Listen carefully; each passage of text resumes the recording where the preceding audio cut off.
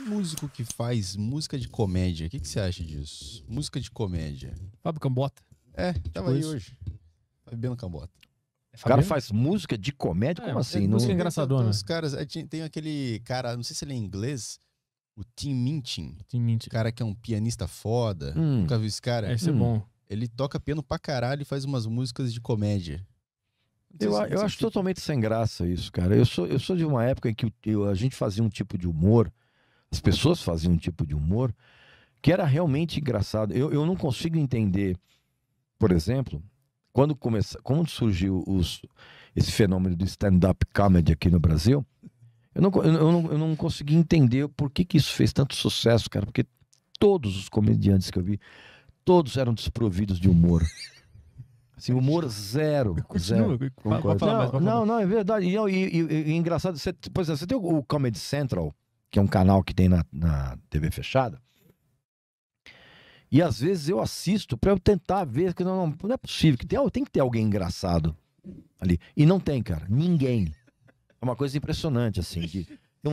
Diogo Portugal, entendeu? Esses caras, absolutamente, a menor graça, cara. Não entendo. Thiago Ventura. Péssimo.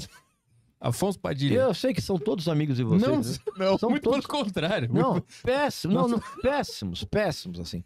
Eles não conseguem... Cara, a impressão que eu tenho, cara, é que eles estão tentando fazer o humor, cara, no meio de uma chacina. Porque, assim, graça zero. Você não vê graça nenhuma nisso. Maurício Meirelles. Péssimo também. O Maurício tava pensando... Eu acho que eu fiz uma vez um programa com ele na Jovem Pan. Pânico, né? Vocês discutiram sobre Beatles? Sobre Beatles. Não, ele é um cara muito legal, assim, mas assim, como humorista, péssimo. Mais nome, Fábio Porchat. Fábio Porchat tem boas sacadas. O pessoal, eu diria que o Porta dos Fundos é uma exceção dentro dessa mediocridade que tem no humor brasileiro. Porta dos Fundos tem algumas boas sacadas, cara. É bem legal. É uma exceção dentro desse tsunami de gente sem graça que tem por aí. Rafinha Bagos. Rafinha é um cara inteligente, bicho. Mas ele não só não é engraçado, como ele... Bom, ele se deu muito mal, né, cara? Ele tentou fazer graça de um negócio. E a premissa que eu tenho, eu sou um cara de 61 anos. A premissa que eu tenho pro humor é que o humor, ele pode ser ofensivo. Pode. Tá aí Ed Murphy, que tinha um stand-up comedy que é antológico. E Aquele tá de laranja, aquele? É. Aquele lá é pesadão. Que ele tá com um macacão vermelho. Vermelho. Uhum. Que é uma das coisas mais ofensivas que eu já vi em termos de humor, mas é engraçadíssimo. E então, respondendo o lance do Rafinha, o humor, ele pode ser ofensivo? Pode. Mas ele tem que ser engraçado. Porque quando ele é só ofensivo, aí não. Danilo Gentili? Aí é só ofensivo. Danilo Gentili é a mesma coisa. Danilo Gentili, inclusive, é meu colega de emissora. E alguém me contou, por exemplo, que sugeriram de me levar lá no programa e ele vetou. Porque eu já tinha escrito uma vez, acho que um artigo pro Yahoo, exatamente falando mal desses talk shows que se preocupam muito mais em fazer gracinha do que em boas entrevistas, né? E eu citei o Danilo.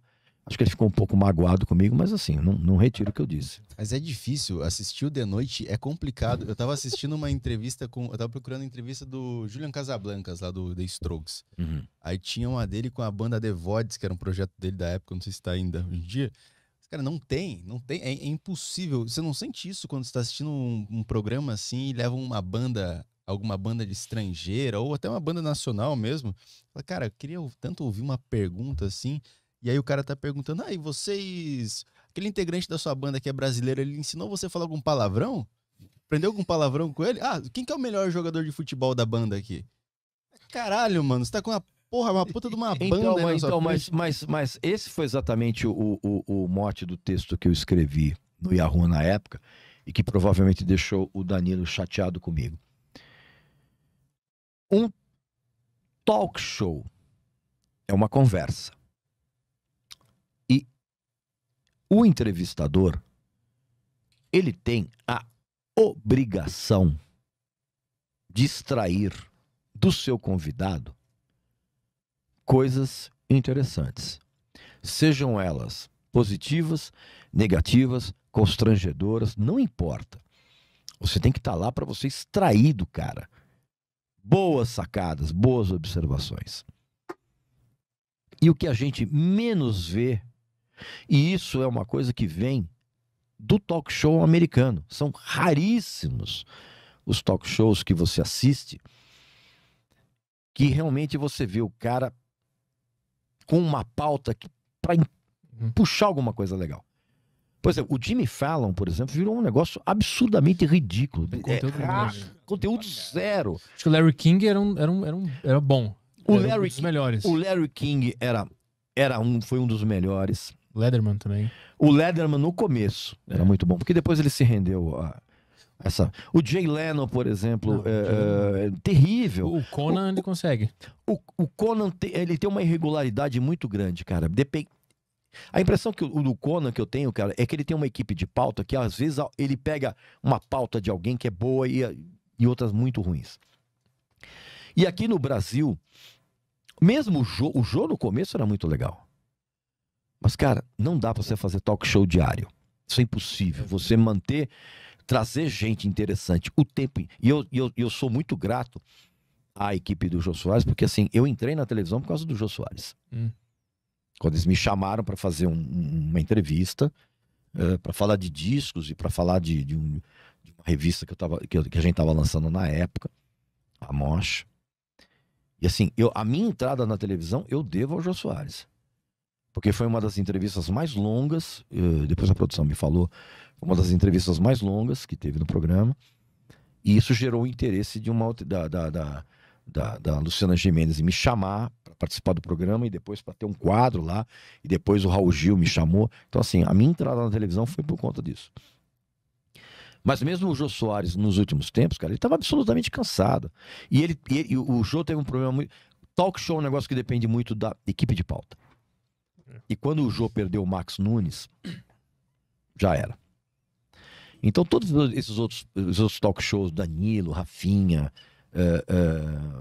quem mais? Acho que não. No Brasil não tem, né? Não tem mais. Tinha o do Porchat, né, que ele fazia. Tinha o do Porchat, que era ruim. Que era muito ruim, cara. Por quê? Porque ali era o Porchat sozinho, cara, com uma equipe de pauta fazendo perguntas pseudo-engraçadinhas, cara. Tem o da Tata Werneck, que é na Multishow. Então, cara, ali eu acho péssimo. Primeiro porque eu não entendo o que a Tata fala. A Tata tem problema de dicção. A Tata precisa realmente de um fonoaudiólogo. Muito. Porque assim, ela fala de uma maneira tão atropelada que você fica na dúvida mesmo do que ela falou. E é um programa que ali, cara, é único e exclusivamente feito para obter resposta engraçadinha. Para ter interatividade engraçadinha. Que é uma coisa que agrada muito ao público retardado, né, cara? Então, assim, eu acho que talk show tem que ter humor? Tem, claro que tem. Precisa ser humor engraçado. Aliás, a premissa toda da comédia brasileira hoje é que ela não é engraçada. Não é. Eu vejo alguns programas no Comedy Central, por exemplo, que dizem, tipo, a culpa é do Cabral. Meu...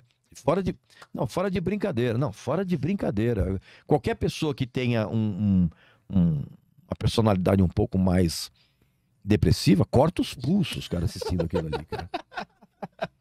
Né? É uma coisa impressionante, véio. Muito horroroso. A gente tem que ligar pro Regis no Tarja Preta. Sim.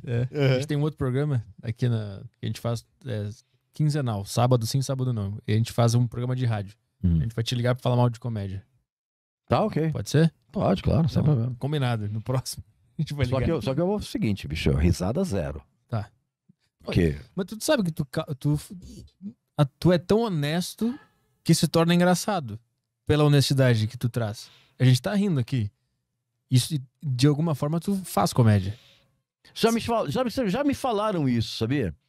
Já me falaram que eu tenho uma espécie de humor mal-humorado. Ou mau humor bem-humorado. Não sei, já me falaram isso muitas vezes. Conhece o Don Rickles?